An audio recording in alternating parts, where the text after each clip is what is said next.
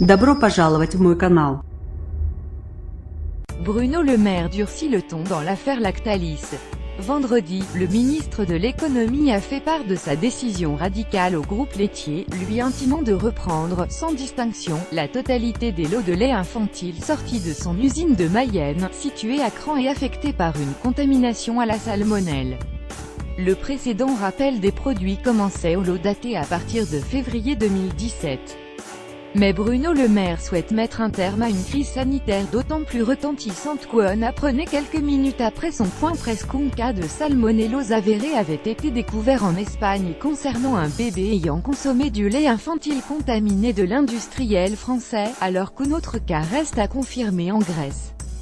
Ce sont deux cas touchant des enfants qui ont consommé le lait en question. Le cas espagnol est confirmé.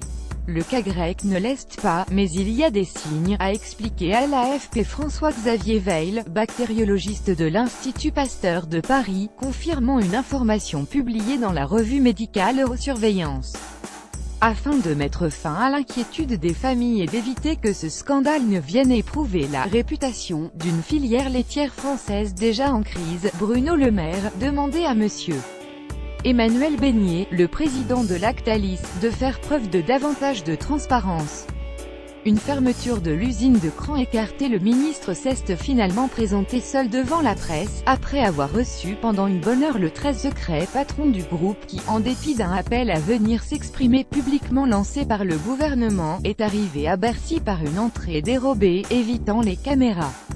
Le président de Lactalis communiquera publiquement sur les causes de la contamination dès qu'elles seront établies, a toutefois assuré le ministre de l'économie, qui tensait à plusieurs reprises la direction du groupe laitier lors des dernières 48 heures.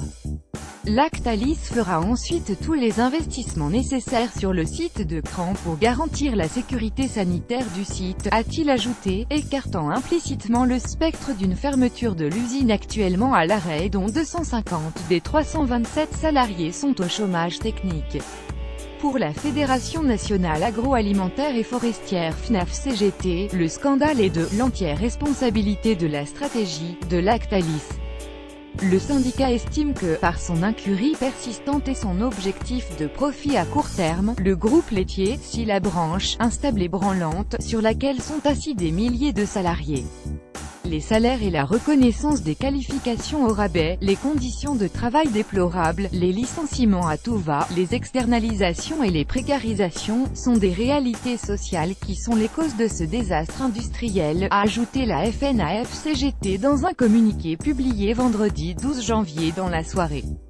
Les distributeurs, dont certains ont continué à vendre des produits potentiellement contaminés après l'annonce de leur retrait, avaient déjà été convoqués à Bercy jeudi soir. Mais ils refusent d'être cloués seuls au pilori. Le patron des centres Leclerc, Michel-Édouard Leclerc, a estimé jeudi qu'il y avait eu une défaillance systémique et pas seulement sectorielle, épinglant au passage des services de l'État. Plusieurs responsables politiques et syndicaux ont également critiqué l'attitude de l'État, dénonçant notamment une baisse du budget et du personnel à la DGCCRF, le service de Bercy chargé de la répression des fraudes. Le rôle de la répression des fraudes, la DGCCRF, est-elle réellement en capacité de faire face à une telle crise, demande Faux dans un communiqué.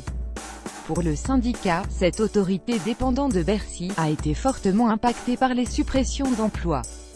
L'UNE, sa fonction publique, solidaire et la CFDT ont aussi dénoncé dans des communiqués la faiblesse des effectifs, réduction des effectifs démentie jeudi par le ministre de l'économie, Bruno Le Maire, qui a affirmé que la DGCCRF comptait aujourd'hui 2944 agents, contre 2940 agents en 2013. Selon le gouvernement, la DGCCRF a réalisé 2500 contrôles depuis le 26 décembre, et en prévoit 2500 autres dès la semaine prochaine pour vérifier que tous les produits potentiellement contaminés ont bien disparu des rayons et des stocks.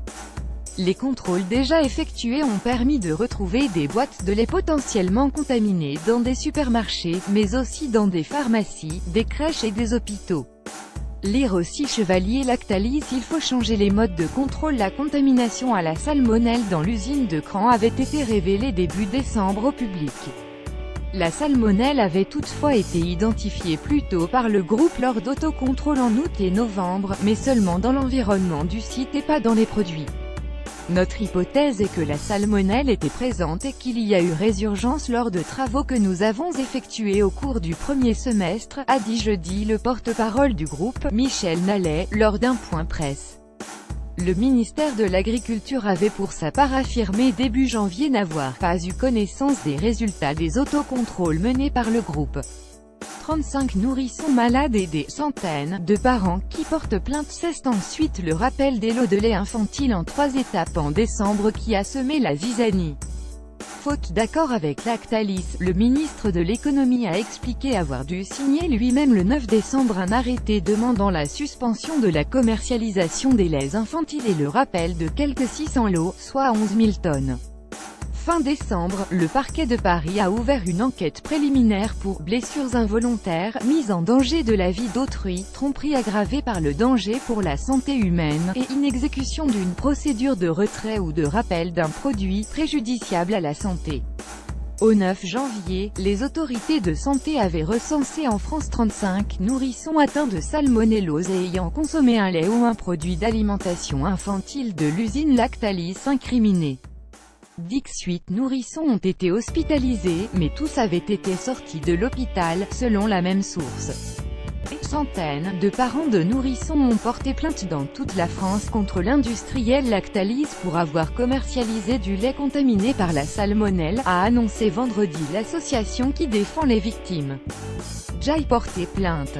Des centaines d'autres familles ont d'ores et déjà porté plainte à travers la France, a indiqué le président de l'association des familles victimes du lait contaminé au salmonelle, Quentin Guillemin, lors d'une conférence de presse à Paris.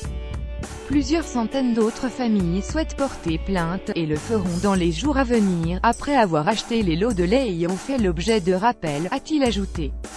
Interrogé sur cette différence entre le nombre annoncé de plaintes de familles et le nombre de cas officiels de salmonellose, Quentin Guillemin a répondu qu'elle lui paraissait révéler un problème de sous-estimation par les autorités sanitaires.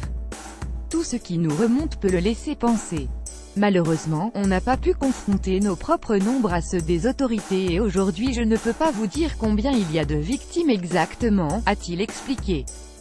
D'après lui, ce sont des dizaines de millions de boîtes de lait infantile, exportées dans 66 pays, qui ont pu être contaminées par la salmonelle présente dans l'usine Lactalis de Cran-Mayenne. Du côté des syndicats agricoles, la présidente de la FNSEA Christiane Lambert a affirmé en début de soirée avoir obtenu un accord de principe du président de Lactalis pour le rencontrer en début de semaine prochaine, après avoir réclamé un tel entretien, sans préciser ni la date ni le lieu de cette rencontre.